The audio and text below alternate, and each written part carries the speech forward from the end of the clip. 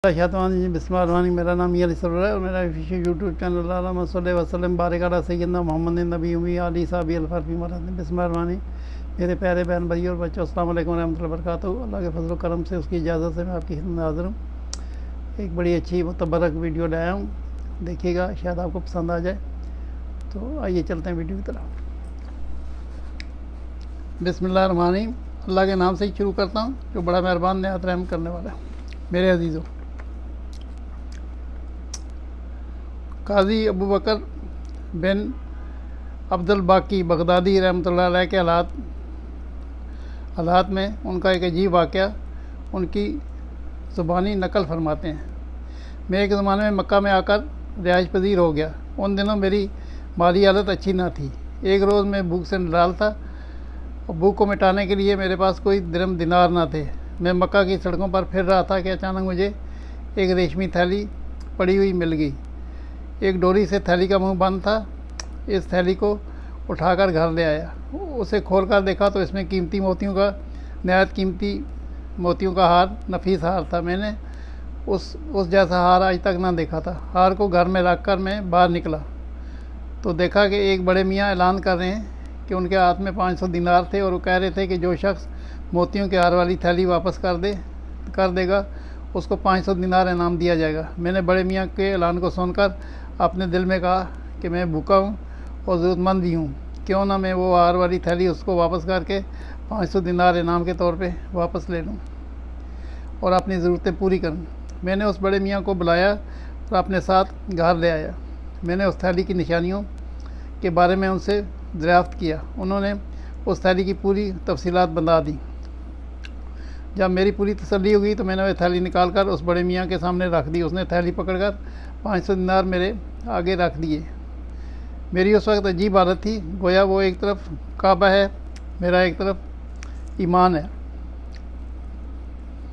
मैंने दिल में फ़ैसला किया कि मुआवजे की ये रकम नहीं लेनी चाहिए, लिहाजा मैंने वो रकम लेने से इनकार कर दिया।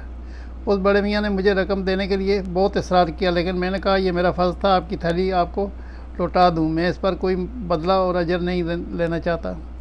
उसने बहुत इसरार किया, लेकिन मैंने किसी सूरत में रकम नहीं लूँगा। मैंने आखिरकार वो मजबूर होकर चला गया।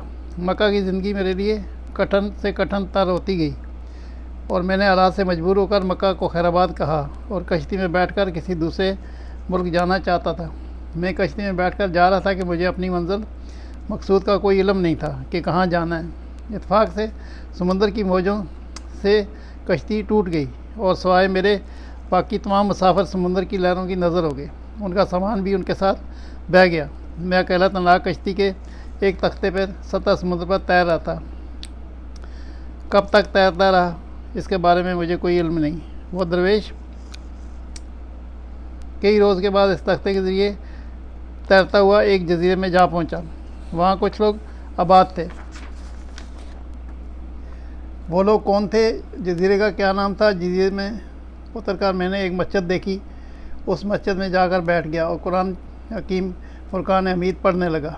मुझे कुरान पढ़ते हुए देखकर जजीरा के सब लोग मेरे पास आए। उन्होंने मुझसे कुरान पाक पढ़ने की ख्वाहिश का इजहार किया। मैंने उनकी ख्वाहिश को पूरा करने का वादा कर लिया और उनको कुरान पाक पढ़ाना शुरू कर दिया। उन्होंने कहा कि इससे पहले इस मस्जिद में एक मौलवी साहब थे जो कुरान मजीद फुरकान मजीद पढ़ाया करते थे, लेकिन पिछले दिनों उनका इंतकाल हो गया। जब मैंने उनसे कुरान पाक पढ़ाने का वादा किया तो वो बहुत खुश हुए और उन लोगों ने मुझे ढेरों माल दिया, जिससे मैंने अपनी ज़िंदगी नहायत खुशी और मसरत के साथ गुजारनी शुरू कर दी। कुछ माह बाद इस मस्जिद में कुरान हकीम के कुछ बोसीदा औराक रखे हुए थे। मैंने उन्हें उठाकर पढ़ने लगा। मुझे वो औराक पढ़ते देखकर उन्होंने पूछा, आप खुशनफीसी भी जानते हैं? मैंने कहा जी हाँ। उन्होंने कहा फिर आप हमें लिखना पढ़ना भी सिखा दें। मुख्तसर ये कि वो अपने बच्चों और जवानों को लेकर आ गए और मैंने इन्हें लिखना पढ़ना सिखाना शुरू कर दिया। इससे मुझे और भी माली इमदाद मिली। एक रोज़ वहाँ के लोगों ने मुझसे कहा कि हमारे यहाँ एक यतीम बच्ची है, उसके पास मालो दौलत बहुत है, हमारी ख्वाहिश है कि आप उससे शादी कर लें। मैंने इन्हें मना किया कि मैं ऐसा नहीं कर सकता, लेकिन उन्होंने इस कदर इसरार किया कि मुझे उनकी बात माननी पड़ी। जब निकाह के वक्त मैंने उस लड़की को देखा तो उसके गले में वही हार था लटका हुआ देखा तो मैं हैरान रह गया। मैं सोच में पड़ गया कि यह हार तो मैंने इस बड़े मियाँ को दिया था, यह हार इसके पास कैसे आ गया। जब लोगों ने देखा कि मैं लड़की को नहीं बल्कि इसके गले के हार को देख रहा हूँ, तो लोगों ने मुझसे कहा, हज़रत आपने तो इस यतीम लड़की का दिल तोड़ दिया, आप इसको देखने की बजाय इसके कीमती हार को देख रहे हैं जो उसके गले में है। मैंने ये सुनकर कहा कि हार वाला तमाम वाक़या उनको कह सुनाया। सब एक साथ खुशी से उछल पड़े और खुशी से सब ने एक साथ अल्लाह अकबर का नारा लगाया। ये आवाज़ तमाम जज़ीरा ने सुनी। मैंने कहा क्या तुम इतने खुश क्यों हो? उन्होंने कहा, जिस बड़े मियाँ से ने आपसे ये हार लिया था वो इस लड़की का बाप था। वो कहा करते थे कि दुनिया में मुझे एक सच्चा पक्का मुसलमान मिला है जिसने ये कीमती हार बगैर मुआवजे के लालच के मुझे लौटा दिए। उस शख्स की ईमानदारी और सच्चाई से मुतासर होकर वो ये दुआ किया करते थे कि अल्लाह मुझे उस शख्स से एक बार फिर मिला दे ताकि मैं उससे अपनी बेटी का निकाह करके उसे अपना दामाद बना लूँ। बड़े मियाँ तो अब दोबारा नहीं मिल सके, लेकिन आज उनकी दुआ कबूल हो गई। उनकी ये बच्ची आपके हक़ में आ गई है। एक मुद्दत तक अपनी अहलिया के साथ रहा, अल्लाह ताला ने उसको 2 लड़के अता फरमाए। कुछ दिनों बाद वो लड़के भी अल्लाह को प्यारे हो गए। वो हार तनाब मेरे कब्ज़े में आ गया। मैंने इसे एक रोज़ 1 लाख दिनार में फ़रोख्त कर दिया और ये जो माल असबाब तुम्हें नज़र आ रहा है ये सब उस हार की बाकी मानदा रकम का हिस्सा है। मेरे अजीज़ों, आपने देखा कितनी इन्फॉर्मेटिव वीडियो थी। दुआ कीजिएगा मेरे लिए, और ज़िंदगी रही तो कल फिर मुलाकात होगी।